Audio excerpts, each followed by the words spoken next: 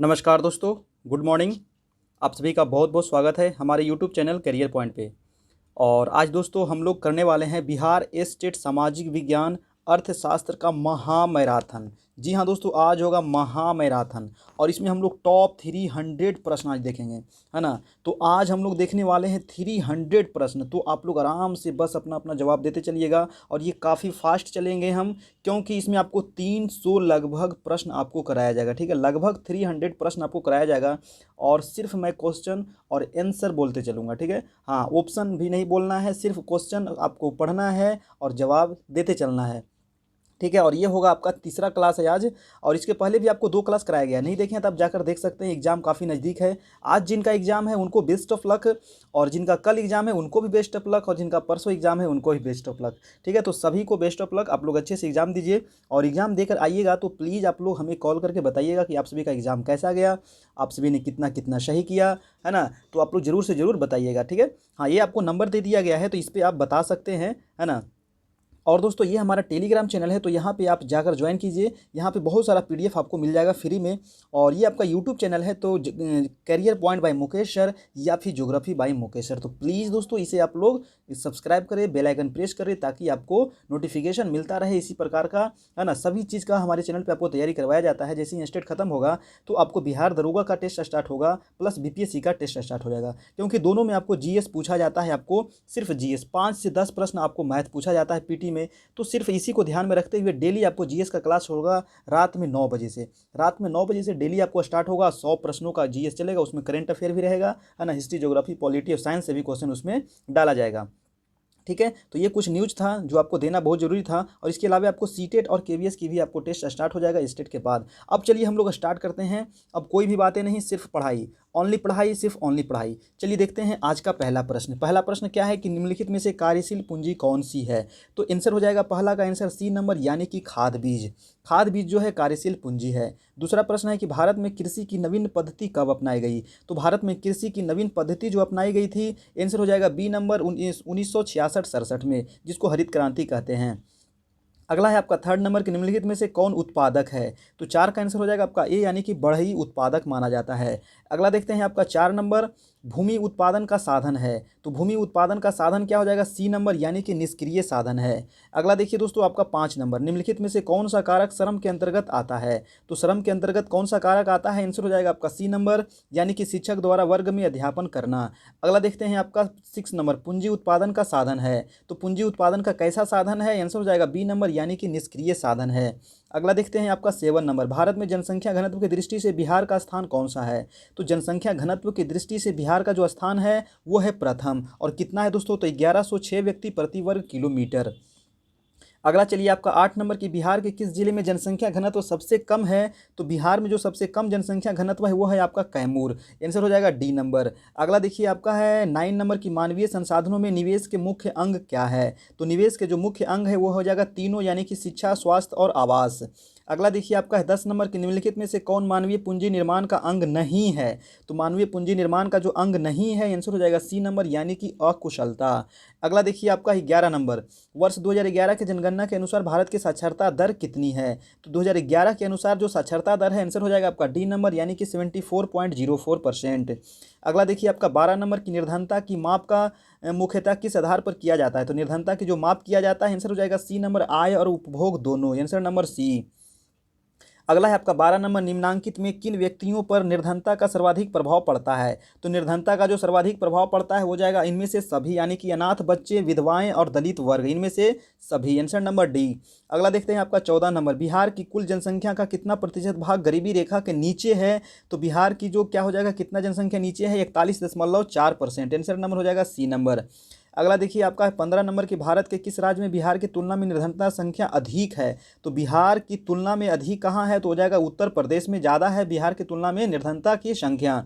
अगला देखिए कि बिहार में गरीबी की समस्या के निदान के लिए क्या आवश्यक है। तो गरीबी की समस्या के निदान के लिए इनमें से तीनों हो जाएगा, यानी कि कृषि विकास होना चाहिए, उचित जल प्रबंधन होना चाहिए, पर्याप्त निवेश हो जाना चाहिए। देखिए नीचे सबका आपको आंसर मिल जाएगा, है ना। तो आप लोग भी आंसर भी अपना देखते चलिएगा और मारते चलिएगा, याद करते चलिए। अभी तो आपको है ना ज़्यादा याद करते चलना है, बस एकदम ध्यान में मन से पढ़ते चलना है और मतलब याद करते चलना है, ठीक है। और वीडियो अच्छा लगे तो लाइक कर दीजिएगा और चैनल पे नए हैं तो सब्सक्राइब कर लीजिएगा, ठीक है। बेल आइकन जरूर प्रेस कीजिएगा ताकि नोटिफिकेशन आपको मिल सके।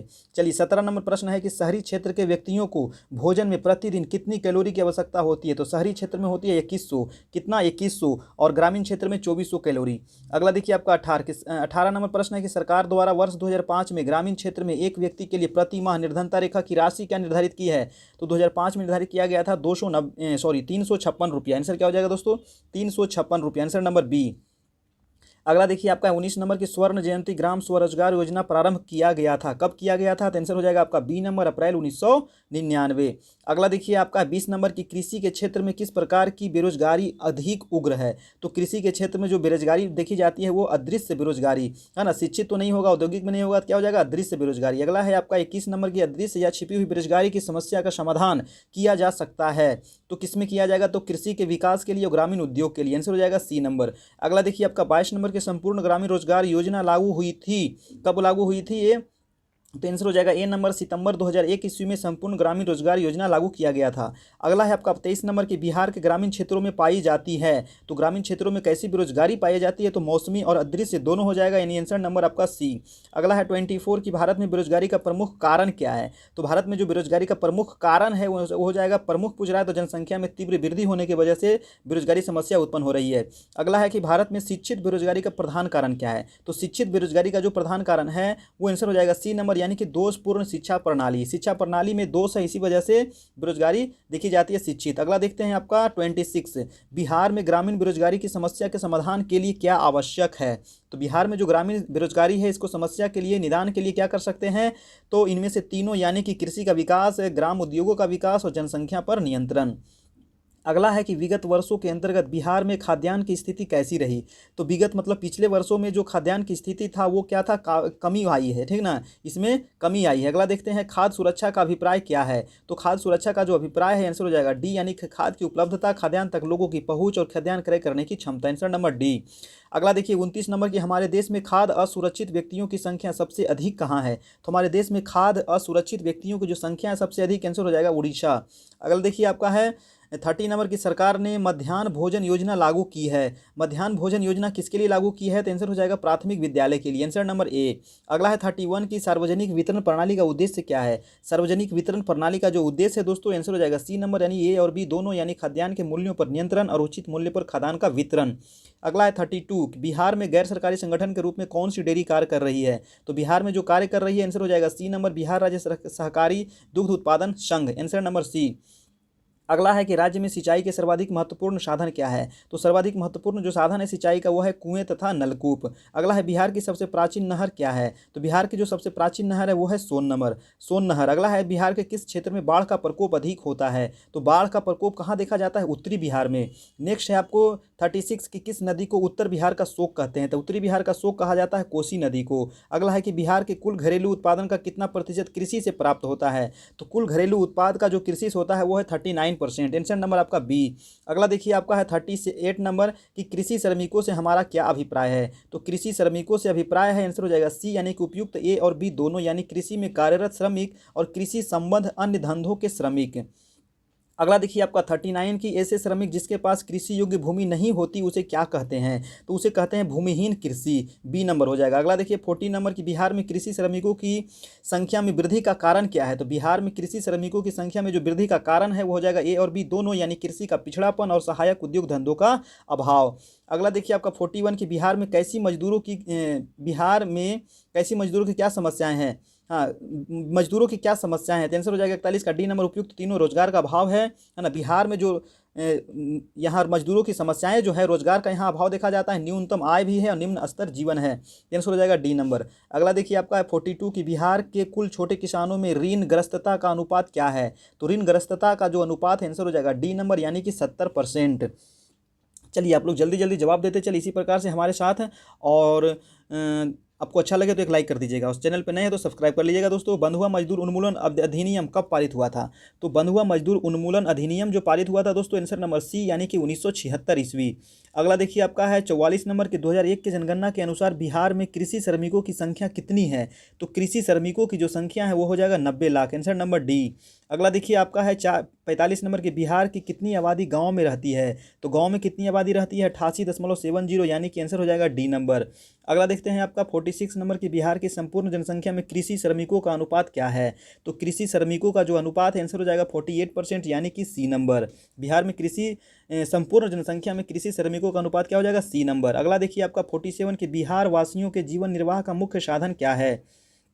तो बिहार वासियों के जीवन निर्वाह का मुख्य साधन है, आंसर हो जाएगा सी यानी कि कृषि, है ना। क्या हो जाएगा आपका? कृषि। अगला देखते हैं आपका 48, कौन सी सेवा गैर सरकारी है? कौन सी सेवा गैर सरकारी है दोस्तों? तो आंसर हो जाएगा सी यानी कि मॉल सेवा। मॉल सेवा क्या है? गैर सरकारी है, सरकारी थोड़ी है ना, ये तो प्राइवेट है। अगला देखते हैं आप 49 कि ऊर्जा के मुख्य स्रोत क्या है? तो ऊर्जा के जो मुख्य स्रोत है आंसर हो जाएगा डी यानी कि कोयला, पेट्रोलियम, विद्युत सभी है ऊर्जा के मुख्य स्रोत। अगला देखते हैं आपका 50 के वैश्वीकरण के मुख्य अंग कितने हैं? तो वैश्वीकरण के जो मुख्य अंग है वो है 4 अंग, है ना। क्या हो जाएगा? आंसर नंबर डी यानी कि आंसर नंबर 4 अंग है वैश्वीकरण के। तो एक सेट हम लोग पूरा कर लिया। अब एक सेट में आपका था टोटल 50 प्रश्न। अब चलते हैं हम लोग दूसरे सेट पर, है ना। दूसरे सेट में हम लोग देखेंगे टोटल 50 प्रश्न। तो पहला प्रश्न है कि भारत में सहकारिता का प्रारंभ किस वर्ष किया गया था? सहकारिता का जो प्रारंभ हुआ था आंसर हो जाएगा बी नंबर 1904 ईस्वी। अगला देखिए आपका दूसरा नंबर प्रश्न है कि मांग अधिक का अर्थ क्या है? मांग अधिक का जो अर्थ है आंसर हो जाएगा सी, नहीं, पूर्ति की अपेक्षा मांग का अधिक होना। क्या हो जाएगा? पूर्ति की अपेक्षा मांग का अधिक होना। अगला देखिए थर्ड नंबर की मुद्रास्फीति का द्योतक क्या है? तो मुद्रास्फीति का द्योतक क्या है? तो आंसर हो जाएगा आपका ए नंबर, यानी मांग में तेजी से वृद्धि होने के कारण मूल्य स्तर में निरंतर एवं तीव्र वृद्धि। आंसर हो जाएगा ए नंबर। अगला देखते हैं 4 नंबर, विस्फीति अंतराल परिचायक है। विस्फीति अंतराल जो परिचायक है तो क्या हो जाएगा? मांग की तुलना में काफ़ी कम मांग होने पर, मांग की तुलना में काफ़ी कम मांग होने पर विस्फीति अंतराल परिचायक है। अगला देखते हैं आपका 5 नंबर, मांग अधिक की समस्या को कम किया जा सकता है। मांग अधिक की समस्या को कम कैसे किया जा सकता है? तो आंसर हो जाएगा आपका सी नंबर, यानी कि कर की दर बढ़ाकर तथा सरकारी व्यय एवं घाटे के बजट को कम करके। आंसर हो जाएगा सी। अगला देखिए आपका 6 नंबर, बाजार नीति का प्रतिपादन किसने किया था? तो बाजार नीति का जो प्रतिपादन किया था वो JB सेन ने किया था। क्या हो जाएगा? JB सेन ने किया था बाजार नीति का प्रतिपादन। अगला है देखते हैं आपका 7 नंबर की पूंजीवादी अर्थव्यवस्था में साम्य सामान्यतः क्या होता है? पूंजीवादी अर्थव्यवस्था में साम्य जो होता है आंसर हो जाएगा ए, यानी कि न्यून रोजगार स्तर पर, न्यून रोजगार स्तर पर। अगला देखिए आपका 8 नंबर, MPC को निम्न सूत्र से व्यक्त करते हैं। इसका सूत्र क्या होता है दोस्तों? तो 8 का आंसर हो जाएगा ए नंबर, यानी MPC बराबर C/V, है ना। आंसर हो जाएगा ए। अगला देखते हैं आपका 9 नंबर की औसत बचत प्रवृत्ति यानी APS को व्यक्त करते हैं। किससे व्यक्त करते हैं? तो आंसर हो जाएगा बी नंबर, APS बराबर S/Y। याद रखिएगा, ये सब फॉर्मूला कभी कभी पूछ लिया जाता है ना। APS बराबर S/Y। अगला देखते हैं मुद्रास्फीति बताता है। मुद्रास्फीति क्या बताता है? तो सी हो जाएगा मूल्य स्तर में निरंतर तथा तीव्र वृद्धि। आंसर हो जाएगा आपका सी नंबर। अगला देखते हैं 11 नंबर की आर्थिक समृद्धि एवं आर्थिक विकास में, आर्थिक समृद्धि एवं आर्थिक विकास में यह अंतर है कि आर्थिक विकास सूचित करता है। क्या सूचित करता है? तो आंसर हो जाएगा डी नंबर दोस्तों, यानी कि उपयुक्त सभी, यानी कि प्रति व्यक्ति आय में वृद्धि, सिद्धांतों एवं रवैये में परिवर्तन, और सी है कि परिस्थितिकी एवं वातावरण के प्रति चिंता। Answer number D. अगला देखिए आपका है 12 नंबर की विकास का अर्थ है आर्थिक वृद्धि, और क्या अर्थ है? तो आर्थिक वृद्धि और सामाजिक परिवर्तन होना चाहिए। विकास का अर्थ तो यही होता है ना। अगला देखते हैं आपका 13 नंबर, अहस्तक्षेप की नीति किस प्रकार की अर्थव्यवस्था का अंग है? अहस्तक्षेप की नीति जो है आंसर हो जाएगा ए नंबर, यानी कि पूंजीवादी अर्थव्यवस्था। अगला देखते हैं कि पूंजीवादी अर्थव्यवस्था की मूल विशेषता क्या है? तो पूंजीवादी अर्थव्यवस्था की जो मूल विशेषता है आंसर हो जाएगा डी नंबर, यानी उत्पादन के साधनों का निजी स्वामित्व। उत्पादन के साधनों का निजी स्वामित्व, आंसर हो जाएगा डी। अगला है आपका 15 नंबर की गांधीवादी अर्थव्यवस्था किस पर बल देती है? तो गांधीवादी जो अर्थव्यवस्था बल देती है सामाजिक एवं आर्थिक मूल्य पर। अगला है 16 नंबर की आर्थिक सिद्धांत क्या है? तो आर्थिक सिद्धांत क्या है? आंसर हो जाएगा सी, यानी कि प्राक कल्पना। क्या है?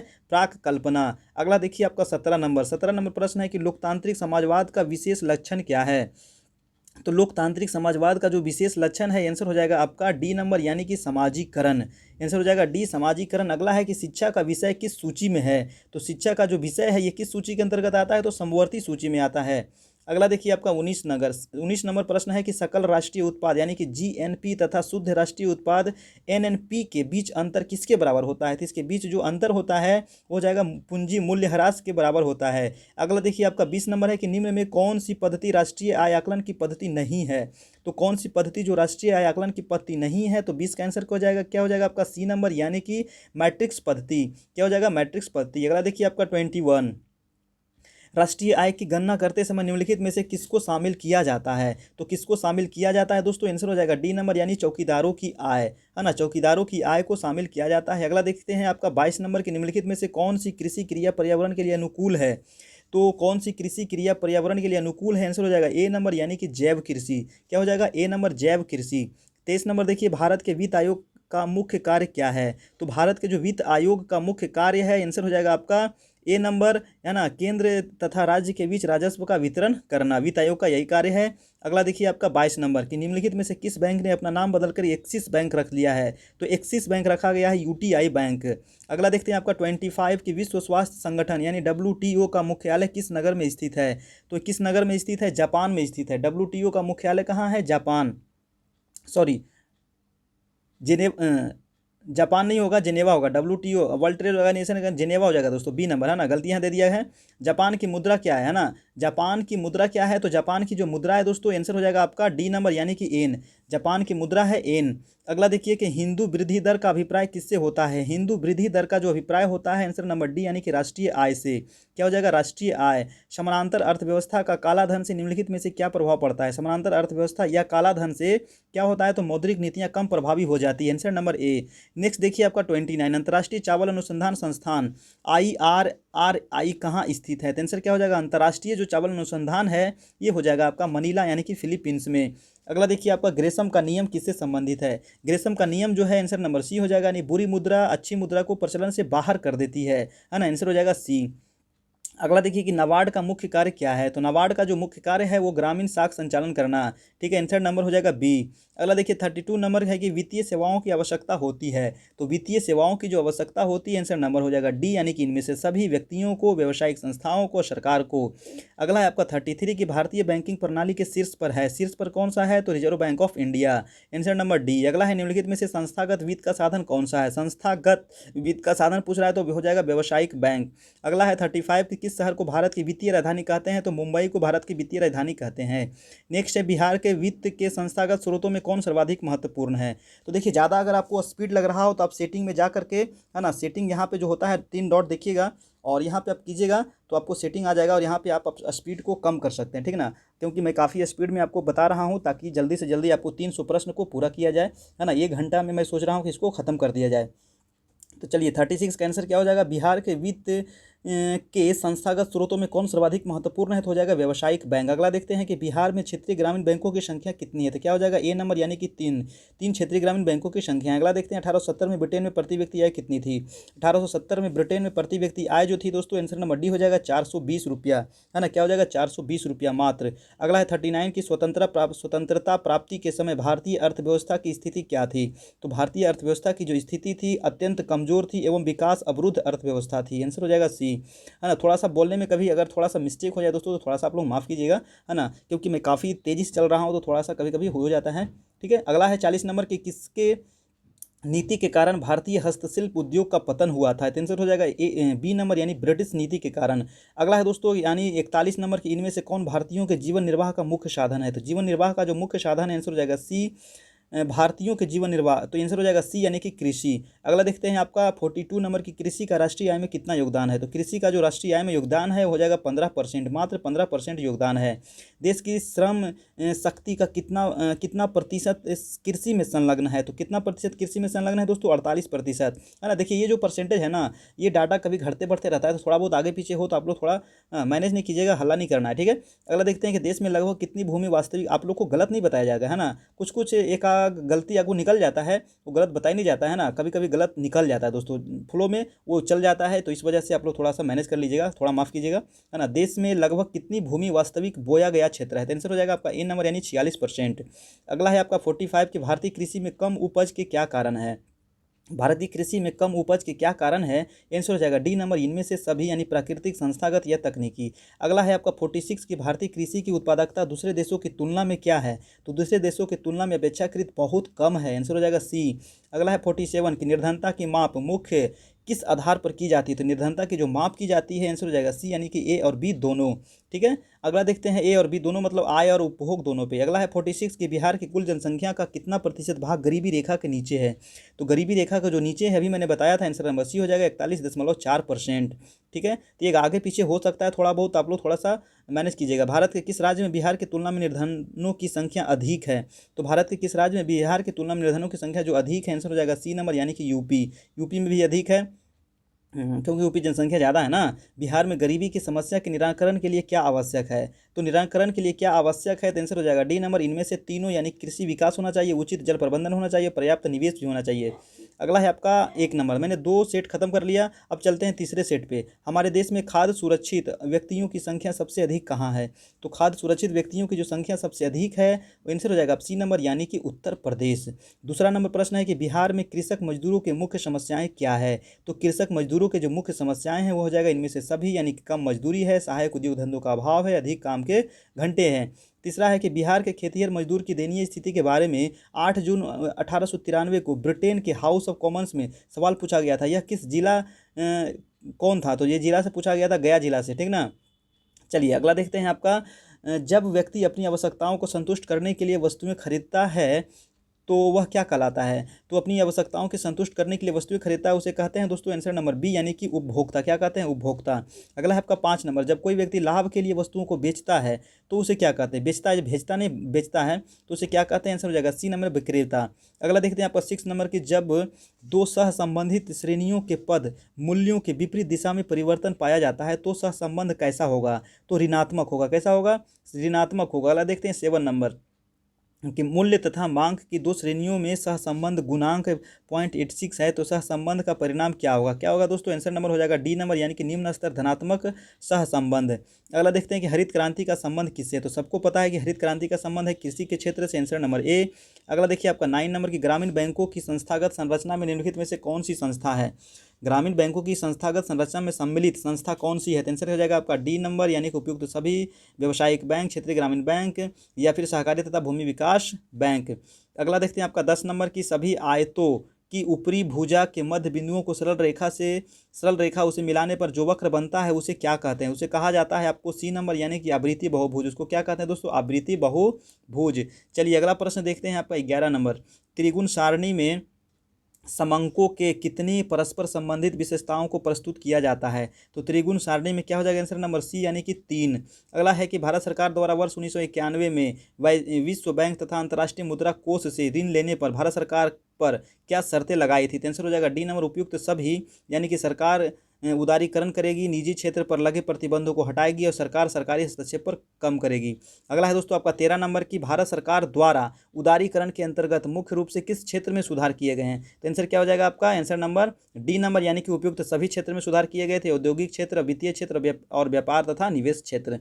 देखिए नेक्स्ट है आपका कि किसने कहा अर्थशास्त्र धन का विज्ञान है? काफी इंपॉर्टेंट है, आंसर हो जाएगा डी नंबर, एडम स्मिथ का कथन है अर्थशास्त्र धन का विज्ञान है। अगला है माइक्रोज किसका अर्थ होता है? माइक्रोज जिसका अर्थ होता है छोटा, निम्न में से कौन सा शब्द है? तो ये है आपका बी नंबर, यानी कि ग्रीक शब्द है ना। माइक्रोज का मतलब क्या होता है? छोटा, ये ग्रीक शब्द है। अगला है 16 नंबर की किसी वस्तु की मांग बेरोजगारी होती है क्योंकि? बेरोजगारी क्यों होती है? क्योंकि उस वस्तु का उपयोग करने की व्यक्ति को आदत पड़ जाती है। ठीक है, आंसर नंबर डी हो जाएगा। अगला है आपका 17 नंबर की मार्शल के अनुसार किसी व्यक्ति की उपयोगिता को क्या हो जाएगा? आंसर नंबर ए, यानी कि मुद्रा से मापा जा सकता है। मार्शल के अनुसार किसी व्यक्ति की उपयोगिता को मुद्रा से मापा जा सकता है। अगला देखिए आपका 18 नंबर की अवसर लागत का वैकल्पिक नाम क्या है? तो अवसर लागत का जो वैकल्पिक नाम है आंसर हो जाएगा आर्थिक लागत, आंसर नंबर ए। अगला है आपको एकाधिकारिक प्रतियोगिता में क्या होता है? तो विभेदीकृत उत्पादन बेचने वाली कुछ फर्में होती है ना। आंसर हो जाएगा ए नंबर। अगला देखिए दोस्तों 20 नंबर है कि एक अर्थव्यवस्था में कौन सा क्षेत्र सम्मिलित रहता है? एक अर्थव्यवस्था में कौन सा क्षेत्र सम्मिलित रहता है? तो आंसर क्या हो जाएगा आपका? आंसर हो जाएगा आपका 20 का आंसर हो जाएगा आपका डी नंबर, यानी कि उपयुक्त सभी, यानी प्राथमिक, द्वितीयक और तृतीयक। अगला देखते हैं 21 है कि तृतीयक क्षेत्र के अंतर्गत निम्नलिखित में से कौन सी सेवाएं सम्मिलित है। तो तृतीयक क्षेत्र के अंतर्गत जो सेवाएं सम्मिलित हैं, आंसर हो जाएगा सी, यानी कि संचार।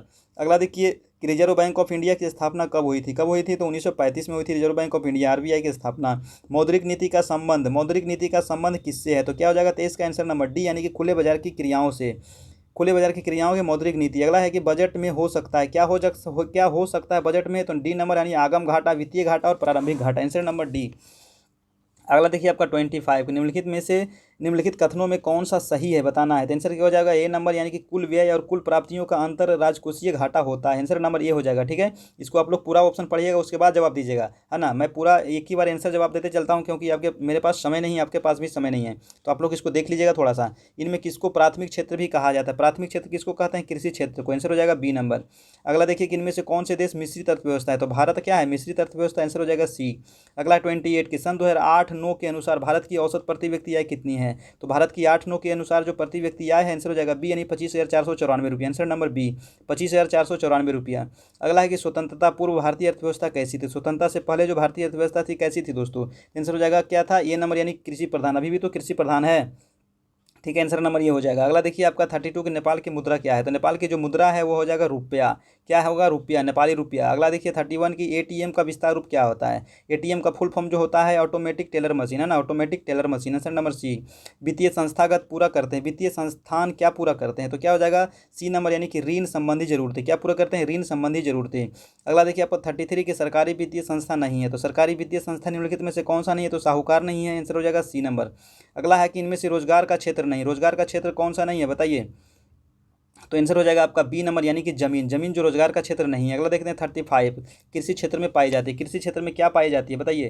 कृषि क्षेत्र में जो पाई जाती है वो हो जाएगा छिपी हुई बेरोजगारी। छिपी हुई बेरोजगारी कृषि क्षेत्र में पाई जाती है। अगला देखते हैं आपका 36 की वैश्वीकरण ने देशों को क्या कर दिया। क्या कर दिया? तो क्या कर दिया? इसको करीब कर दिया। गरीब नहीं हो जाएगा, करीब कर दिया, मतलब नज़दीक ला दिया। आंसर नंबर हो जाएगा करीब, गरीब नहीं, उसको सुधार लीजिएगा। ठीक है, अगला देखते हैं आपका 37, उदारीकरण प्रतिबंधों को हटाती है। उदारीकरण प्रतिबंधों को हटाती है। आंसर नंबर डी, यानी उपयुक्त तीनों प्रतिबंधों को हटाती है, परमिट संबंधी, लाइसेंस संबंधी और कोटा संबंधी। नेक्स्ट देखिए आपका 38 के उपभोक्ताओं को जानकारी लेनी चाहिए किसी वस्तु के उपभोक्ताओं को जानकारी लेनी चाहिए किसी वस्तु के गुण की, मात्रा की, वस्तु बनाने में प्रयुक्त तत्वों की। आंसर हो जाएगा डी नंबर, यानी उपयुक्त तीनों, यानी गुण की भी, मात्रा की भी, वस्तु बनाने की प्रयुक्त तत्वों की भी। अगला देखिए आपका है 49 की सामान खरीदते समय हमें प्राप्त करना चाहिए। क्या क्या प्राप्त करना चाहिए? तो आंसर हो जाएगा डी, यानी रसीद भी लेना चाहिए, वारंटी कार्ड लेना चाहिए और गारंटी कार्ड लेना चाहिए। उपयुक्त तीनों हो जाएगा। देखिए अगला है आपका 40 नंबर। देखिए यहाँ नंबर थोड़ा सा गड़बड़ हो गया दोस्तों, थोड़ा सा आप लोग 38 है, ये आपका 39 नंबर क्वेश्चन था, ये आपका 40 है ना, थोड़ा सा नंबर यहाँ पे गड़बड़ हो गया था, थोड़ा सा ध्यान दीजिएगा। निम्नलिखित में से कौन पूंजी है। तो पूंजी इनमें से क्या हो जाएगा दोस्तों? आंसर नंबर बी, यानी कि किसान का हल। हल को क्या माना जाता है? पूंजी माना जाता है। अगला देखिए 41, जो व्यक्ति व्यवसाय में जोखिम का वहन करता है उसे क्या कहते हैं? उसे कहते हैं साहसी। Answer number C. अगला है आपका 42 की बिहार में 2011 के जनगणना के अनुसार जनसंख्या घनत्व कितना है। तो 2011 के अनुसार जो जनसंख्या घनत्व है, आंसर हो जाएगा ए नंबर, 1106 व्यक्ति प्रति वर्ग किलोमीटर। अगला है 43 कि भारत की कुल जनसंख्या 2011 के जनगणना के अनुसार कितना है। तो भारत की जो कुल जनसंख्या है 2011 के अनुसार, आंसर हो जाएगा ए, यानी कि 121,00,93422, है ना। इसको याद रखिएगा मोबाइल नंबर की तरह, है ना। 1,21,00,00,000, ठीक है, 93,422, आंसर नंबर ए। अगला देखिए आपका 1.21 भी याद रख सकते हैं। अगला है 44 कि काम के बदले अनाज का राष्ट्रीय कार्यक्रम कब शुरू किया गया था। तो काम के बदले जो अनाज राष्ट्रीय जो कार्यक्रम शुरू किया गया था, आंसर हो जाएगा ए नंबर, वर्ष 2004 में।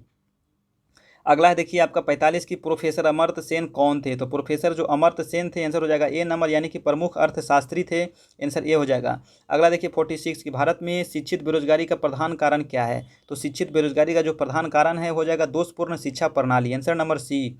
अगला देखिए कि अदृश्य या छिपी हुई बेरोजगारी की समस्या का समाधान किया जा सकता है। तो अदृश्य बेरोजगारी और छिपी हुई बेरोजगारी की जो समस्या का समाधान किया जा सकता है, आंसर हो जाएगा सी, यानी कि ए और बी दोनों के द्वारा, कृषि विकास के द्वारा और ग्रामीण उद्योग के द्वारा भी।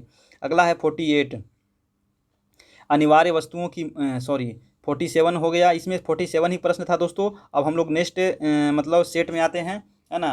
तो 3 सेट लगता है आपका हो गया, ठीक है। तो आप लोग ध्यान रखिएगा 3 सेट हो गया है। टोटल आपको 300 प्रश्न हम कराएंगे, ठीक है ना, लगभग आपको 300 प्रश्न कराया जाएगा, है ना। तो आप लोग बने रहें और डटे रहें और इसी प्रकार से अपना अपना जवाब देते चले। और अच्छा लग रहा हो तो एक लाइक कर दिया करें, और चैनल पे नए हैं अभी तक चैनल को सब्सक्राइब नहीं किए हैं तो प्लीज़ चैनल को सब्सक्राइब कर ले और बेल आइकन प्रेस कर ले ताकि नोटिफिकेशन आपको मिलता रहे। आपको जैसे ही स्टेट का एग्जाम आपको 2 दिन के बाद खत्म हो जाएगा, 3 दिन के बाद 21 तारीख को टोटल एग्जाम खत्म हो जाएगा। तो आपको लगभग 25 तारीख से आपको स्टार्ट कर दिया जाएगा, है ना, 1-2 दिन बाद आपको स्टार्ट कर दिया जाएगा। केवीएस का यानी सी टेट का एग्जाम स्टार्ट हो जाएगा, प्लस केवीएस का आपको टेस्ट स्टार्ट हो जाएगा, दरोगा प्लस बिहार का जनरल नॉलेज का टेस्ट स्टार्ट हो जाएगा, ठीक है। तो ये आपका था रूटीन जो आपको करवाया जाएगा, है ना। सबका रूटीन बना है, सबका लाइव क्लास चलेगा, ठीक है, टेंशन नहीं लेना है, सबका लाइव चलाऊंगा मैं। हाँ, आप लोग को पूरी तैयारी करवाऊंगा अकेले में। चलिए, पहला प्रश्न है कि अनिवार्य वस्तुओं की मांग कैसी होती है। क्या हो जाएगा, अनिवार्य वस्तुओं की जो मांग होती है हो जाएगा बेरोजगार, है ना। बेलोचदार, दो बेरोजगार नहीं होगा, यहाँ गलत लिखा है, बेलोचदार हो जाएगा, है ना। वही तो मेरे को लगा ये क्या लिख दिया है, बेलोचदार, यहाँ टाइपिंग मिस्टेक कर दिया गया है, बेलोचदार होगा, ठीक है, याद कर लीजिएगा। अगला देखते हैं आपका सेकंड नंबर, निम्नलिखित में से किस वस्तु की मांग लोचदार होती है। तो किस वस्तु की मांग जो लोचदार होती है, आंसर होगा सी हो जाएगा, यानी हीरे जवाहरात। हीरे जवाहरात की मांग क्या होती है, लोचदार होती है। अगला देखिए 3 नंबर प्रश्न कि विलासिता संबंधी वस्तुओं की मांग कैसी होती है। तो विलासिता संबंधी जो वस्तुओं की मांग होती है दोस्तों, आंसर ये हो जाएगा अत्यधिक लोचदार। क्या हो जाएगा, अत्यधिक लोचदार। अगला देखते हैं आपका 4 नंबर, किस प्रकार की वस्तु की मांग बेलोचदार होती है। देखो यहाँ बार बार बेरोजगार लिखा गया है, थोड़ा सा ध्यान दीजिएगा दोस्तों, बेलोचदार होती है ना। तो आंसर हो जाएगा 4 का, आपका 4 का आंसर हो जाएगा बी नंबर, यानी अनिवार्य वस्तुएं की जो मांग होती है बेलोचदार होती है। अगला देखते हैं आपका 5 नंबर। हाँ, 5 नंबर प्रश्न है दोस्तों कि प्रायः आवश्यकता की वस्तुएं तथा रस्मी आवश्यकता की वस्तुओं की मांग की लोच क्या होती है। तो ये हो जाएगा बेलोचदार होती है। क्या हो जाएगा, बेलोचदार। अगला देखते हैं आपका 6 नंबर, भारत में जनसंख्या घनत्व की दृष्टि से बिहार का स्थान है प्रथम, आंसर नंबर ए 1106 है ना, पता है सबको। 7 नंबर देखिए, 7 नंबर प्रश्न है कि बिहार के किस जिले में जनसंख्या घनत्व जो सबसे अधिक है। तो बिहार में जो जनसंख्या सबसे अधिक घनत्व है, आंसर हो जाएगा ए, यानी कि शिवहर में। अगला प्रश्न है आपको कि बिहार के किस जिले में जनसंख्या घनत्व सबसे कम है। तो जो सबसे कम है वो हो जाएगा आपका, सॉरी दोस्तों, हाँ, जो सबसे कम है हो जाएगा कैमूर, यानी कि भभुआ में सबसे कम जनसंख्या घनत्व है। अगला है आपका 9 नंबर, मानवीय संसाधनों में निवेश के मुख्य अंग कौन से हैं। तो जो मुख्य अंग है आंसर हो जाएगा डी, यानी कि इनमें से सभी, शिक्षा, स्वास्थ्य और आवास। अगला है आपका 10 नंबर की भारत में प्रथम औद्योगिक नीति की घोषणा कब की गई थी। तो प्रथम औद्योगिक नीति की जो घोषणा हुई थी आंसर हो जाएगा सी, यानी कि 1948 में। अगला है आपका 11 नंबर प्रश्न है कि 1948 की औद्योगिक नीति में उद्योगों को कितने वर्गों में विभाजित किया गया था। तो आंसर क्या हो जाएगा आपका बी नंबर, यानी कि 4 वर्गों में विभाजित किया गया था। नेक्स्ट देखिए आपका है 12 नंबर, 1956 की औद्योगिक नीति में बृहद उद्योगों को कितने वर्गों में विभाजित किया गया था। क्या हो जाएगा 12 का आंसर बी नंबर, यानी कि 3 वर्गों में विभाजित किया गया था 1956 में। अगला है आपका 13 नंबर की 1991 की औद्योगिक नीति है, 1991 की औद्योगिक नीति क्या है। तो बी हो जाएगा कि उदार तथा निजी क्षेत्र उन्मुख, आंसर नंबर बी। अगला देखिए आपका 14 नंबर की प्रथम औद्योगिक नीति कब लागू किया गया। प्रथम औद्योगिक नीति जो लागू किया गया था आंसर हो जाएगा बी, यानी कि अप्रैल 1948 में। नेक्स्ट देखिए आपका है 15 नंबर की औद्योगिक नीति को किस तरह का संविधान बना कहा जाता है। तो क्या हो जाएगा, औद्योगिक नीति को किस तरह का संविधान कहा जाता है, आंसर नंबर डी हो जाएगा आर्थिक संविधान। अगला देखिए आपका 16 नंबर है कि गांधी जी के विचारों पर आधारित औद्योगिक नीति मॉडल कब बना था। तो गांधी जी के विचारों पर आधारित जो औद्योगिक नीति मॉडल बना था आंसर हो जाएगा डी नंबर, यानी कि 23 दिसंबर 1977 में। चलिए नेक्स्ट देखते हैं आपका 17 नंबर, भारत में विद्युत उत्पादन की दृष्टि से प्रथम स्थान किसका है। तो प्रथम स्थान जो है वो हो जाएगा सी नंबर, यानी कि ताप विद्युत का। ताप विद्युत से सबसे अधिक बिजली का उत्पादन किया जाता है ना, यानी कोयले के द्वारा। अगला है आपका 18 नंबर कि भारत में जल विद्युत उत्पादन की संभावना है। जल विद्युत उत्पादन की जो संभावना है दोस्तों, अपार संभावना है भारत में जल विद्युत का, आंसर हो जाएगा बी भारत में। अगला देखिए कि भारत में अणुशक्ति उत्पादन केंद्र कहाँ है। तो अणुशक्ति जो उत्पादन केंद्र है आंसर हो जाएगा तारापुर, है ना, तारापुर। अगला है आपका 20 नंबर कि भाभा परमाणु अनुसंधान केंद्र अवस्थित है। भाभा परमाणु जो अनुसंधान केंद्र है ये कहाँ स्थित है। तो आपका आंसर क्या हो जाएगा बी नंबर, यानी कि मुंबई में है। चलिए अगला है आपका 21 कि भारत में पेट्रोलियम उत्पादन होता है ज़रूरत की दृष्टि से क्या होता है। तो बी नंबर, यानी पर्याप्त होता है, मतलब कि बहुत कम होता है पेट्रोलियम का उत्पादन भारत में, ठीक है ना। अगला है आपका 22 नंबर कि बिहार की आय में सर्वाधिक योगदान किसका है। तो कृषि का हो जाएगा, है ना। इसको सी नहीं होगा, आपका ये हो जाएगा, ठीक है। कृषि क्षेत्र का बिहार की आय में सर्वाधिक जो योगदान है दोस्तों कृषि क्षेत्र का हो जाएगा। आंसर नंबर ए कर लीजिएगा। अगला है आपका 23 नंबर की बिहार की अर्थव्यवस्था के प्राथमिक क्षेत्र का मुख्य अंग कौन सा है। प्राथमिक क्षेत्र में क्या आता है, कृषि आता है। आंसर नंबर बी हो जाएगा। 24 नंबर देखिए कि वास्तविक राष्ट्रीय आय, वास्तविक राष्ट्रीय आय वार्षिक शुद्ध उत्पादन का वह भाग है जिसका उस वर्ष में प्रत्यक्ष रूप से उपभोग किया जाता है। राष्ट्रीय आय की परिभाषा किसने दी थी, तो राष्ट्रीय आय की जो परिभाषा दी थी हो जाएगा प्रोफेसर फिशर ने दिया था राष्ट्रीय आय का परिभाषा। अगला देखते हैं आपका 25 की निम्नलिखित में बिहार में किस जिले में प्रति व्यक्ति आय सर्वाधिक है, तो सर्वाधिक जो है वो है पटना का, प्रति व्यक्ति आय सबसे अधिक है। अगला देखते हैं आपका 26 नंबर की अनवरत योजना किस सरकार द्वारा चलाया गया था, तो अनवरत योजना जो चलाया गया था आंसर हो जाएगा बी नंबर, यानी कि जनता दल सरकार के द्वारा, ठीक है, जनता दल सरकार। अगला देखते हैं 27 नंबर, हिंदू समृद्धि दर का संबंध किस समृद्धि से है, तो हिंदू वृद्धि दर समृद्धि का जो संबंध है वो है आपका राष्ट्रीय आय से, ठीक है। आंसर नंबर ये हो जाएगा। देखिए हिंदू समृद्धि दर, इसका आंसर बी होना चाहिए दोस्तों, है ना। आंसर नंबर बी होना चाहिए, यानी कि जनसंख्या से, ठीक है।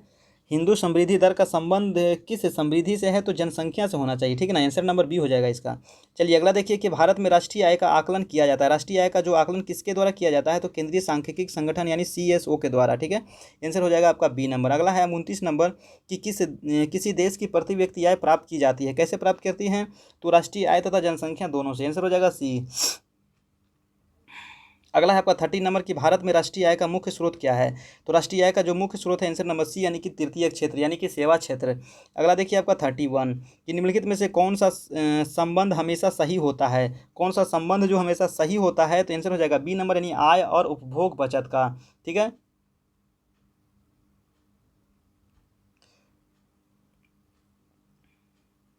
अगला देखिए यहाँ पे जो है ना कौन सा संबंध सही होगा, तो आय माइनस उपभोग बराबर बचत, क्या होता है, आय माइनस उपभोग बराबर क्या होता है, बचत, याद रखिएगा।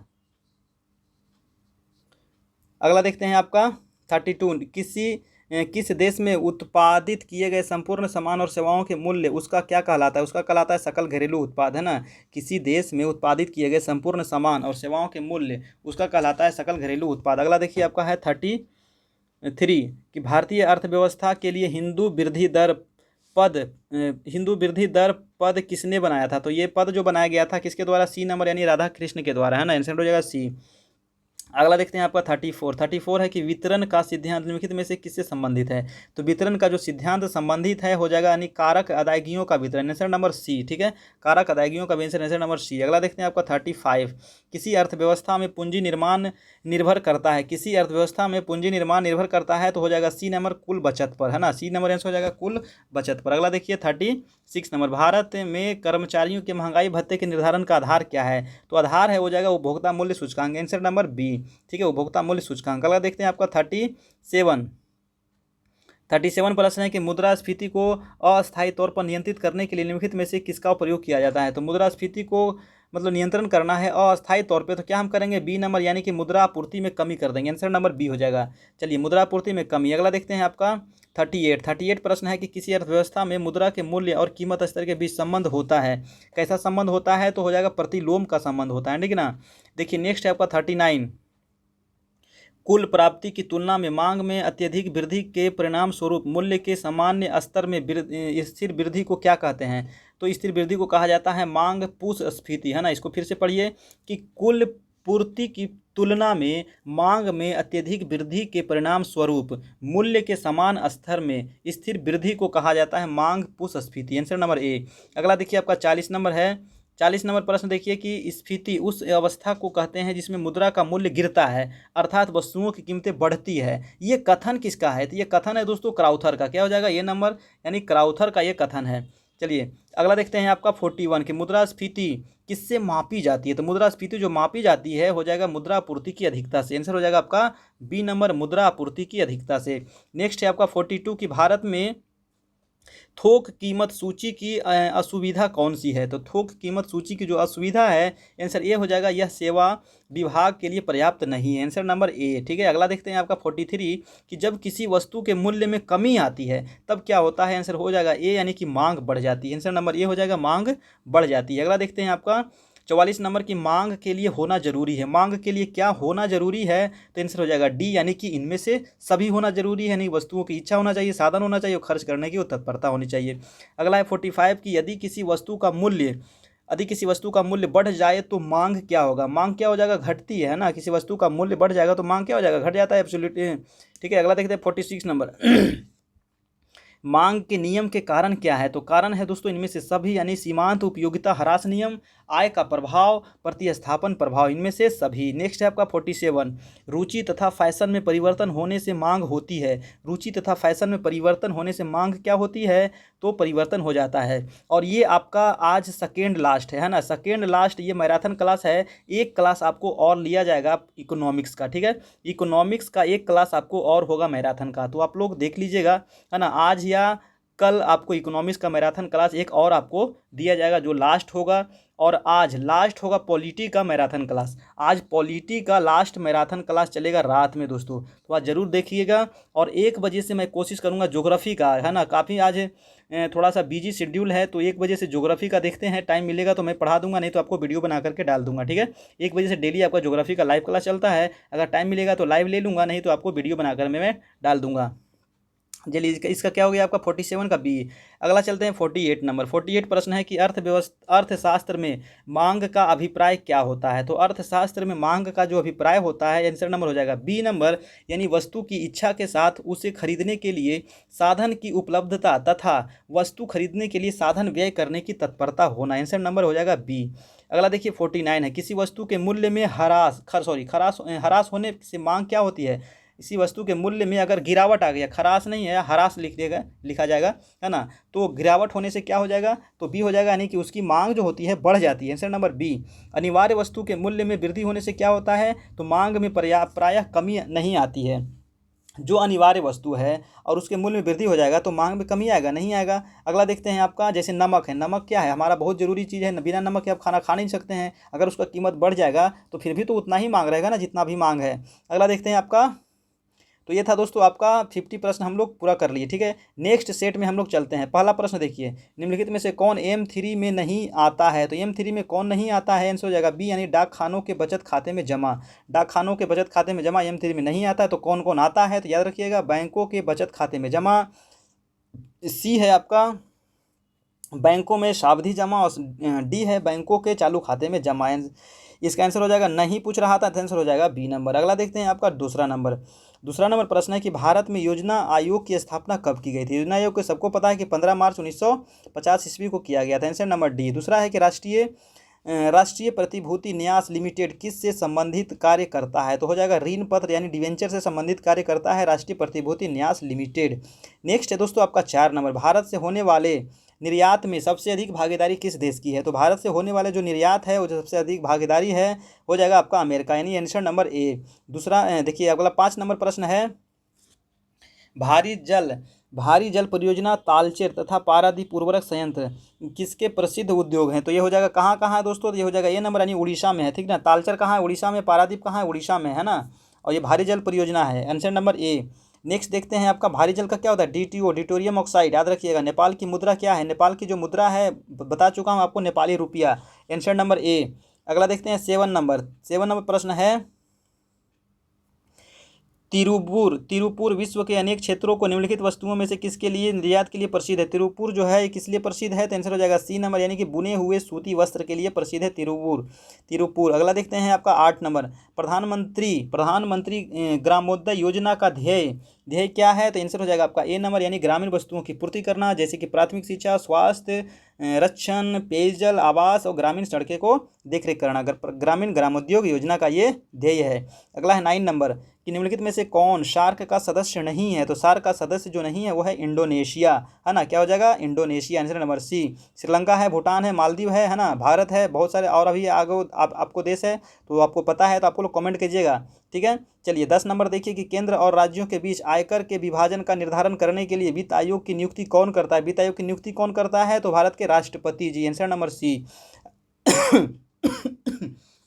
सॉरी दोस्तों, चलिए अगला प्रश्न देखते हैं आपका 14 नंबर प्रश्न है कि 14वें वित्त आयोग के अध्यक्ष कौन थे? तो वाई वी रेड्डी। आंसर हो जाएगा C number, Y V Reddy 14वें वित्त आयोग के अध्यक्ष थे। अगला है आपका 15 नंबर प्रश्न है कि मांग के प्रकट अधिमान सिद्धांत से नाम जुड़ा है। मांग के प्रकट अधिमान सिद्धांत से नाम जुड़ा है, तो आंसर हो जाएगा डी नंबर यानी पॉल सैमुएल्सन का। ठीक है। अगला देखिए आप 13 नंबर, भारत में प्रथम औद्योगिक नीति की घोषणा कब की गई थी? प्रथम औद्योगिक नीति की जो घोषणा की गई, आंसर हो जाएगा सी नंबर 1948 में। Answer number C. अगला है आपका 14 नंबर की जंगलों का क्रमिक ह्रास क्यों हो रहा है? तो जंगलों का जो क्रमिक ह्रास हो रहा है, आंसर नंबर सी यानी कि दोनों ए और बी दोनों की वजह से। आंसर नंबर सी। ए में क्या था? तो जनसंख्या में तीव्र वृद्धि के कारण, और बी है सभ्यता एवं संस्कृति के विकास के कारण।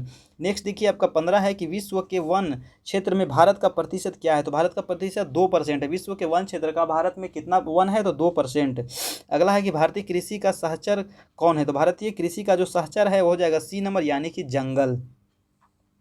चलिए नेक्स्ट देखते हैं आपका 17 नंबर की पर्यावरण की सुरक्षा। पर्यावरण की सुरक्षा मानव जीवन को क्या बनाती है? क्या बनाती है दोस्तों? तो आंसर हो जाएगा सी यानी कि स्वास्थ्यकर एवं सुखमय। स्वास्थ्यकर और सुखमय बनाती है पर्यावरण सुरक्षा मानव जीवन को। नेक्स्ट है आपको 18 नंबर की पर्यावरण की गुणवत्ता को बरकरार रखने के लिए वन रोपण क्या है? तो वन रोपण क्या है? बहुत ही आवश्यक है ना, अति आवश्यक है। आंसर हो जाएगा बी नंबर। अगला देखिए आपका 19 नंबर की पर्यावरण प्रदूषण का कारण क्या है? तो पर्यावरणीय प्रदूषण का जो कारण है, आंसर नंबर सी यानी जनसंख्या और गरीबी। जनसंख्या और गरीबी यह पर्यावरण प्रदूषण का कारण है दोस्तों। अगला है आपका 20 नंबर प्रश्न देखिए कि पर्यावरण को स्वस्थ एवं गुणवत्तापूर्ण बनाए रखने के लिए भारत में जंगल है। भारत में जंगल क्या है?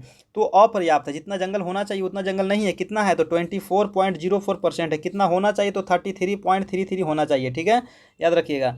अगला देखते हैं आपका 21 की अर्धविकसित का पर्यायवाची शब्द क्या होता है? तो बी नंबर हो जाएगा निर्धन, है ना, निर्धन। अगला देखते हैं आपका 22 है कि भारत की अर्थव्यवस्था कैसी है? तो भारत की जो अर्थव्यवस्था है दोस्तों, आंसर नंबर डी यानी विकासोन्मुख है ना। विकासोन्मुख मतलब कि ये धीरे धीरे क्या है? विकास की ओर बढ़ रहा है। इसको मिश्रित अर्थव्यवस्था भी कहा जाता है। ठीक है, याद रखिएगा। भारतीय अर्थव्यवस्था में किसकी प्रधानता है? तो किसकी प्रधानता है? तो आंसर हो जाएगा सी नंबर यानी कि कृषि की प्रधानता है। भारत एक कृषि प्रधान देश है।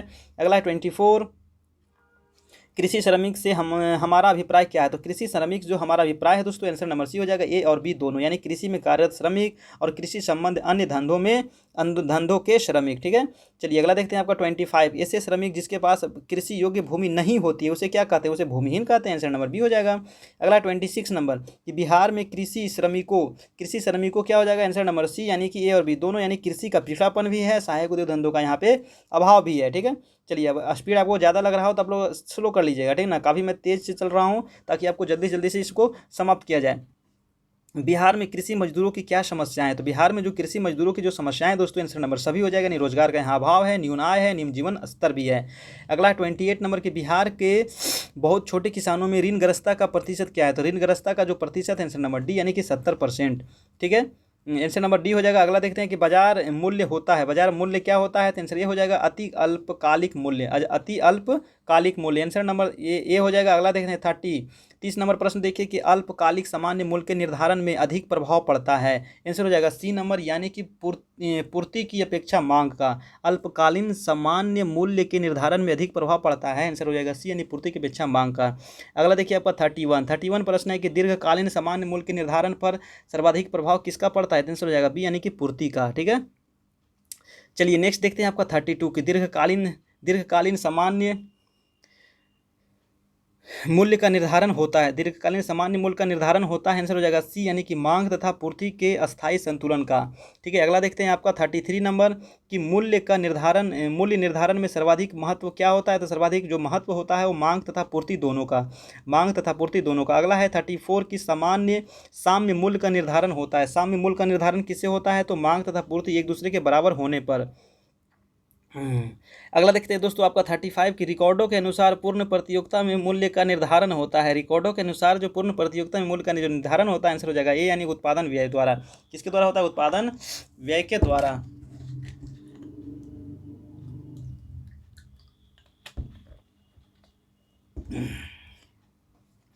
चलिए दोस्तों अगला प्रश्न देखते हैं आपका 36। और वीडियो अच्छा लग रहा हो तो एक लाइक कर दो दोस्तों। आप सभी के लिए काफ़ी मेहनत किया जा रहा है ना, इतना जल्दी आपको इतना प्रश्न करवा देना, है ना। तो बस आपसे कुछ नहीं चाहिए, बस एक लाइक कर दे और चैनल पे नए हैं तो चैनल को सब्सक्राइब कर ले और अपने दोस्त से, अपने यार से, अपने घर वाले से, है ना, सभी से थोड़ा सा सब्सक्राइब करवा दे हमारे चैनल को, थोड़ा सा हमें प्रमोट करें, थोड़ा सा हमें आप लोग सपोर्ट करें ताकि आप सभी का भी मैं कल्याण कर सकूं। देखिए 36 नंबर प्रश्न है कि जीवंश के अनुसार पूर्ण प्रतियोगिता में मूल्य का निर्धारण होता है। जीवंश के अनुसार पूर्ण प्रतियोगिता में मूल्य का निर्धारण होता है, आंसर हो जाएगा सी नंबर, मतलब सीमांत उपयोगिता के द्वारा। किसके होता है? सीमांत उपयोगिता के द्वारा। अगला देखिए आपका 37 है कि एकाधिकार की विशेषता है। एकाधिकार की विशेषता है यानी कि एक फर्म उद्योग तथा निकट स्थानापन्न का अभाव। आंसर नंबर बी हो जाएगा। वैश्वीकरण की मुख्य विशेषता क्या है? तो वैश्वीकरण की जो मुख्य विशेषता है इनमें से सभी हो जाएगा, यानी वस्तुओं का मुक्त प्रवाह, पूंजी का मुक्त प्रवाह और औद्योगिकी का मुक्त प्रवाह। अगला देखते हैं आपका 39 नंबर प्रश्न है कि वैश्वीकरण के फलस्वरूप दो देशों के उत्पादों के बीच प्रतिस्पर्धा क्या हुई है? तो क्या हो गई है दोस्तों? तो आंसर नंबर हो जाएगा बी नंबर, यानी बढ़ जाएगी। ठीक है ना, वैश्वीकरण से क्या होता है? दो देशों के बीच, दोनों के बीच बढ़ जाता है। आंसर नंबर बी हो जाएगा। अगला देखते हैं आपका 40 नंबर की बहुराष्ट्रीय निगमों द्वारा दूसरे देशों में निवेश का सबसे सामान्य तरीका क्या है? तो सबसे सामान्य तरीका आंसर नंबर बी, यानी स्थानीय कंपनियों को खरीद लेना। Answer number B. अगला देखिए आपका 41 नंबर, सरकार की नवीन आर्थिक नीति का अंग क्या है? तो सरकार की जो नवीन आर्थिक नीति का अंग है हो जाएगा डी नंबर, यानी इनमें से सभी, उदारीकरण, निजीकरण, वैश्वीकरण। अगला देखते हैं आपका 42 की वैश्वीकरण से किसके जीवन स्तर में सुधार हुआ है? तो किसके जीवन स्तर में सुधार हुआ है? आंसर नंबर बी हो जाएगा, यानी कि संपन्न वर्ग के लोगों के जीवन स्तर में सुधार हुआ है। अगला चलते हैं आपका 43 नंबर, भारतीय रिजर्व बैंक द्वारा विशेषज्ञ समिति का गठन किस उद्देश्य से किया गया था? तो विशेषज्ञ समिति का जो गठन किया गया था आंसर हो जाएगा ये, यानी मौद्रिक नीति की जांच करने हेतु। अगला है 44 की कौन सा देश विश्व का शक्कर का कटोरा कहते हैं? तो आंसर तब हो जाएगा ए, यानी क्यूबा को कहते हैं। अगला है कि आयात और निर्यात पर लगने वाला कर कैसा है? तो हो जाएगा सीमा शुल्क। आयात और निर्यात पर सीमा शुल्क लगाया जाता है। अगला है आपका 46 नंबर, वह दर जिस पर कमर्शियल बैंक भारतीय रिजर्व बैंक को ऋण देते हैं क्या कहलाती है? तो ये कहलाता है रिवर्स रेपो दर। क्या हो जाएगा? डी नंबर, रिवर्स रेपो दर। अगला है आपको प्रथम पंचवर्षीय योजना कब से कब तक चला था? तो आंसर हो जाएगा आपका ए नंबर, 51 से लेकर 56 तक चला था प्रथम पंचवर्षीय योजना। अगला है आपका 48 की किस बैंक का मुख्यालय कोलकाता में है? तो सी नंबर हो जाएगा, यूको बैंक का मुख्यालय आपको कोलकाता में है, यूको बैंक। अगला देखिए 49 की निम्नलिखित में से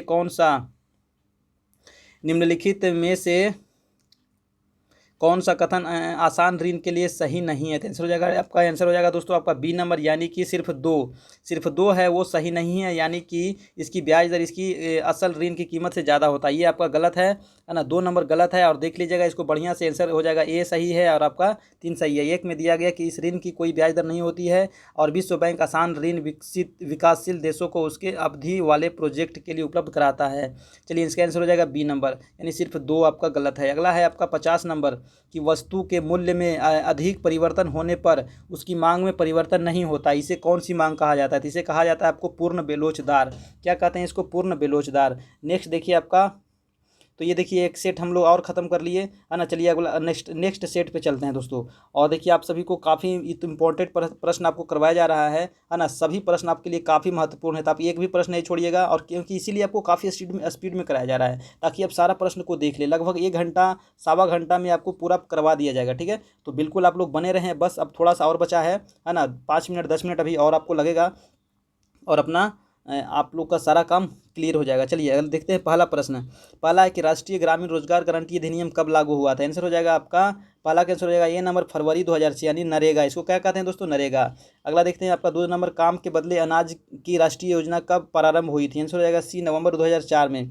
काम के बदले अनाज राष्ट्रीय योजना, नवंबर 2004।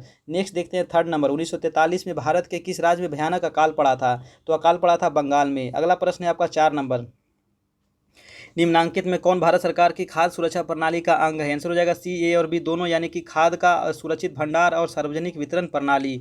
अगला देखिए आपका 5 नंबर, निर्धन में भी निर्धनता व्यक्तियों की खाद्य सुरक्षा के लिए सरकार द्वारा कौन सी योजना आरंभ की गई थी? तो आंसर हो जाएगा बी नंबर, अंत्योदय अन्न योजना। निर्धनों में भी निर्धन, है ना, गरीबों से भी गरीब लोगों के लिए अंत्योदय अन्न योजना शुरू किया गया था। अगला देखिए 6 नंबर, हमारे देश का कौन सा वर्ग निर्धनता से अधिक भेद है? तो क्या हो जाएगा दोस्तों? सी नंबर, यानी ए और बी दोनों, यानी कृषि श्रमिक और और अनियमित मजदूर। नेक्स्ट देखिए आपका 7 नंबर प्रश्न है कि ग्रामीण क्षेत्र के व्यक्तियों को भोजन में कितना कैलोरी होना चाहिए। तो ग्रामीण में होना चाहिए आपको 2400 कैलोरी और शहर में होना चाहिए 2100 कैलोरी, याद रखिएगा। अगला देखिए आपका 8 नंबर कि शहरी क्षेत्र में भोजन में प्रतिदिन कितनी कैलोरी की आवश्यकता होती है। तो क्या हो जाएगा आपका सी नंबर यानी कि 2100 कैलोरी। नेक्स्ट देखिए आपका 9 नंबर है कि सरकार द्वारा वर्ष 2005 में ग्रामीण क्षेत्रों के एक व्यक्ति के लिए प्रति माह निर्धनता रेखा की राशि कितनी निर्धारित की गई थी। तो 356 रुपया, क्या हो जाएगा 356 रुपया 2005 में ग्रामीण सरकार के द्वारा, है ना, ग्रामीण क्षेत्र में।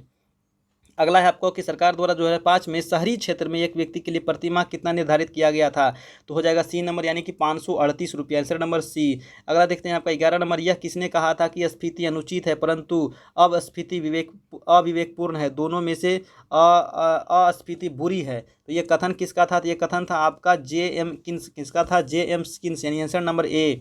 अगला देखिए कि मुद्रास्फीति किस कारण से होता है। तो आंसर हो जाएगा ए नंबर, यानी मुद्रा पूर्ति में वृद्धि तथा उत्पादन में ह्रास के कारण होता है मुद्रास्फीति, आंसर ए हो जाएगा। अगला देखिए आपका 13 नंबर प्रश्न है कि मुद्रास्फीति को रोकने के लिए कौन सा सरकार द्वारा किया जाने वाला एक उपाय नहीं है। तो एक उपाय नहीं है, वो है उपभोग में बढ़ोतरी, आंसर नंबर ए। अगला देखिए आपका 14 नंबर है कि मुद्रास्फीति पूर्ति को कम करके मुद्रास्फीति को रोकने की प्रक्रिया क्या कहलाती है। तो ये कहलाती है आपको विस्फीति, आंसर हो जाएगा सी। नेक्स्ट है आपका 15 नंबर की यदि धन यानी कि मुद्रा बहुत अधिक हो और माल बहुत क्या हो, कम हो, तो वह स्थिति क्या कहलाती है। स्थिति कहलाती है मुद्रास्फीति, है ना। अगला देखिए 16 नंबर की मुद्रास्फीति किस कारण से होती है। तो मुद्रास्फीति किस कारण से होती है, मुद्रा पूर्ति में वृद्धि होने की वजह से होता है मुद्रास्फीति। अगला है दोस्तों आपका 17 नंबर की स्टैगफ्लेशन स्थिति है। स्टैगफ्लेशन कैसी स्थिति है। तो यह हो जाएगा आंसर नंबर सी, यानी कि गतिरोध और मुद्रास्फीति, आंसर नंबर सी। अगला देखिए आपका 18 नंबर, मुद्रास्फीति का तात्पर्य क्या है। तो मुद्रास्फीति का जो तात्पर्य है आंसर हो जाएगा बी, यानी कि मुद्रा पूर्ति में वृद्धि, क्या हो जाएगा मुद्रा पूर्ति में वृद्धि। चलिए 19 नंबर देखते हैं कि मुद्रास्फीति जनित मंदी को किस तरह से परिभाषित किया जाता है। तो आंसर हो जाएगा बी नंबर, यानी उच्च महंगाई, कम वृद्धि और उच्च बेरोजगारी, आंसर नंबर बी। थोड़ा सा आप लोग समझ के पढ़िएगा, है ना। मैं काफ़ी तेज़ी से चल रहा हूँ, सिर्फ क्वेश्चन और आंसर करते चल रहा हूँ, ठीक है। आप इसको स्लो भी करके देख सकते हैं, ठीक है ना। चलिए अगला देखिए 20 नंबर प्रश्न है कि यदि पैसे को आपूर्ति की वृद्धि वास्तविक जीडीपी विकास दर की तुलना में तेज है तो इसका परिणाम क्या होगा। इसका परिणाम हो जाएगा दोस्तों मुद्रास्फीति। क्या हो जाएगा दोस्तों, मेरा गला धीरे धीरे बैठ रहा है क्योंकि 300 प्रश्न को बोलना, है ना, काफ़ी टफ वर्क है, तो इस वजह से थोड़ा सा गला आप लोग ख़राब हो रहा है, तो आप लोग थोड़ा मैनेज कीजिएगा। 20 नंबर प्रश्न है कि यदि पैसे को आपूर्ति की वृद्धि वास्तविक जीडीपी विकास दर की तुलना में तेज है तो इसका परिणाम हो जाएगा आंसर नंबर ए, यानी कि मुद्रास्फीति। अगला है देखिए 21 प्रश्न है कि मुद्रास्फीतिजनक मंदी किसकी अवधि है। मुद्रास्फीतिजनक मंदी किसकी अवधि है दोस्तों। तो आंसर हो जाएगा ए नंबर, लगातार उच्च मुद्रास्फीति के साथ उच्च बेरोजगारी, आंसर नंबर ए। नेक्स्ट देखिए आपका 22 नंबर है कि मुद्रास्फीति कब होती है। मुद्रास्फीति कब होती है। तो आंसर हो जाएगा ए नंबर, समय के साथ कीमतों में सामान्य वृद्धि होती है, आंसर नंबर ए। अगला देखिए आपका 23 नंबर प्रश्न है कि महालनोबिस मॉडल का संबंध किस पंचवर्षीय योजना के साथ जोड़ा गया है। तो महालनोबिस मॉडल का जो संबंध जोड़ा गया था आंसर नंबर बी, यानी कि दूसरी पंचवर्षीय योजना, है ना, आंसर हो जाएगा बी। अगला है आपका 24 नंबर, केंद्र और राज्य के बीच कुछ कर संसाधनों के वित्तीय वितरण का निपटारा निम्नलिखित में से किसके द्वारा किया गया। आंसर क्या हो जाएगा आपका, आंसर सी नंबर, वित्त आयोग के द्वारा किया गया है। अगला है आपका 25 नंबर, निम्नलिखित में से कौन सी गैर संवैधानिक संस्था है। तो गैर संवैधानिक जो संस्था है वो है आपको योजना आयोग। योजना आयोग संविधान में वर्णन नहीं है। अगला है 26 नंबर कि 1934 में भारत के लिए नियोजित अर्थव्यवस्था किसने लिखी थी। तो नियोजित अर्थव्यवस्था जो लिखी गई थी सर एम विश्वेश्वरैया के द्वारा, आंसर नंबर बी हो जाएगा। अगला देखिए आपका 27, भारतीय सांख्यिकी संस्थान कहाँ स्थित है। तो भारतीय सांख्यिकी जो संस्थान स्थित है आंसर हो जाएगा डी, यानी कि कोलकाता में स्थित है दोस्तों। अगला है आपका 28 नंबर की निम्नलिखित में से कौन गैर संवैधानिक संस्था है। तो गैर संवैधानिक जो संस्था है वो हो जाएगा योजना आयोग, है ना। अगला देखते हैं आपका 29 मेरा गला बैठ रहा है धीरे धीरे। 29 नंबर प्रश्न है कि भारत में योजना कब प्रारंभ वास्तव में द्वितीय पंचवर्षीय योजना से शुरू हुआ था। भारतीय योजना के वास्तुकार कौन थे। भारतीय योजना के जो वास्तुकार थे पीसी महालनोबिस, है ना। कौन थे, पीसी महालनोबिस। चलिए अगला देखते हैं आपका 30 नंबर प्रश्न है कि राष्ट्रीय कृषि और ग्रामीण विकास बैंक नाबार्ड की स्थापना किस पंचवर्षीय योजना की अवधि में की गई थी। नाबार्ड की स्थापना बताना है, तो आंसर हो जाएगा सी नंबर, यानी कि छठी पंचवर्षीय योजना। इसका जो फुल फॉर्म क्या होता है नाबार्ड का, तो राष्ट्रीय कृषि और ग्रामीण विकास बैंक, याद रखिएगा। अगला है आपका नाबार्ड बैंक की शुरुआत कब हुई थी। आंसर हो जाएगा आपका बी नंबर यानी कि 12 जुलाई 1982 को। कब हुई थी दोस्तों? 12 जुलाई 1982। अगला है कि राष्ट्रीय विकास परिषद का गठन कब हुआ था? तो राष्ट्रीय विकास परिषद का जो गठन हुआ था वो हो जाएगा आपका 6 अगस्त 1952। 6 अगस्त 1952। गरीबी उन्मूलन का नारा किस पंचवर्षीय योजना में दिया गया था? तो गरीबी उन्मूलन जो दिया गया था, आंसर नंबर सी हो जाएगा, 5वीं पंचवर्षीय योजना में। काफ़ी इंपॉर्टेंट है 5वीं। अगला है आपका 34 की उपभोक्ताओं के शोषण के मुख्य प्रकार बताना है। उपभोक्ताओं के शोषण के जो मुख्य प्रकार है, आंसर हो जाएगा आपका डी नंबर, इनमें से सभी, यानी माप तोल में कमी, मिलावट, भ्रष्टाचार, भ्रामक प्रचार। चलिए नेक्स्ट देखिए आपका 35 है कि उपभोक्ता संरक्षण अधिनियम कब पारित हुआ था? उपभोक्ता संरक्षण अधिनियम जो पारित हुआ था 1986 ईस्वी में। कब हुआ था? 1986 ईस्वी में हुआ था। चलिए दोस्तों, मेरा गला थोड़ा बैठ रहा है, अब समाप्त होने वाला है ना। देखते हैं आपका 36 नंबर कि उपभोक्ता संरक्षण अधिनियम के अंतर्गत उपभोक्ताओं की अपील सुनने का अधिकार किसे है? उपभोक्ता संरक्षण अधिनियम के अंतर्गत उपभोक्ताओं की अपील सुनने का अधिकार किसे है? तो आंसर हो जाएगा सी नंबर, ए और बी दोनों। आंसर नंबर सी हो जाएगा, ए और बी दोनों को, मतलब राज्य आयोग को भी सुनेगा और राष्ट्रीय आयोग भी सुनेगा। अगला है आपका 37 नंबर कि सोने के जेवर की शुद्धता को सुनिश्चित करने के लिए किस मापक चिन्ह का प्रयोग किया जाता है? तो सोने की शुद्धता के लिए क्या लगता है? हॉलमार्क। आंसर नंबर सी हो जाएगा। अगला है आपका 38 की पूर्ण प्रतियोगिता में क्या होता है? क्रेताओं तथा विक्रेताओं की संख्या अधिक होती है। आंसर क्या हो जाएगा आपका? ए नंबर, क्रेताओं तथा विक्रेताओं की संख्या अधिक होती है पूर्ण प्रतियोगिता में। अगला है आपका 39 अपूर्ण प्रतियोगिता में क्या होता है? अपूर्ण, यहाँ पूर्ण नहीं, यहाँ अपूर्ण है, तो क्या हो जाएगा? आंसर बी हो जाएगा, यानी भिन्न भिन्न होती है। अपूर्ण प्रतियोगिता में वस्तुएं भिन्न भिन्न होती है। अगला देखते हैं आपका 40 नंबर प्रश्न है कि एकाधिकार की स्थिति में विक्रेता की संख्या क्या होती है? एक होती है। एकाधिकार है उसका, है ना, तो एक ही होगा ना, तब तो एकाधिकार है। Answer number D. अगला है आपका 41 नंबर। 41 है कि पूर्ण प्रतियोगिता में क्रेता तथा विक्रेताओं की संख्या कैसी होती है? तो पूर्ण प्रतियोगिता में क्रेता तथा विक्रेताओं की जो संख्या होती है बहुत अधिक होती है। ठीक है, पूर्ण प्रतियोगिता है तो यहाँ तो ज़्यादा रहेगा ना, तब तो प्रतियोगिता स्थापित हो गया है। अगला देखते हैं 42 नंबर कि अपूर्ण प्रतियोगिता की विशेषता क्या होती है? तो अपूर्ण प्रतियोगिता की जो विशेषता होती है, आंसर नंबर ए हो जाएगा, अपेक्षाकृत कम विक्रेता तथा वस्तु विभेद। Answer A. चलिए अगला देखते हैं 43। निम्नलिखित में कौन सा बाजार क्षेत्र के अनुसार है? निम्नलिखित में से कौन सा बाजार क्षेत्र के अनुसार है? आंसर हो जाएगा ये, मतलब अंतर्राष्ट्रीय बाजार। ठीक है।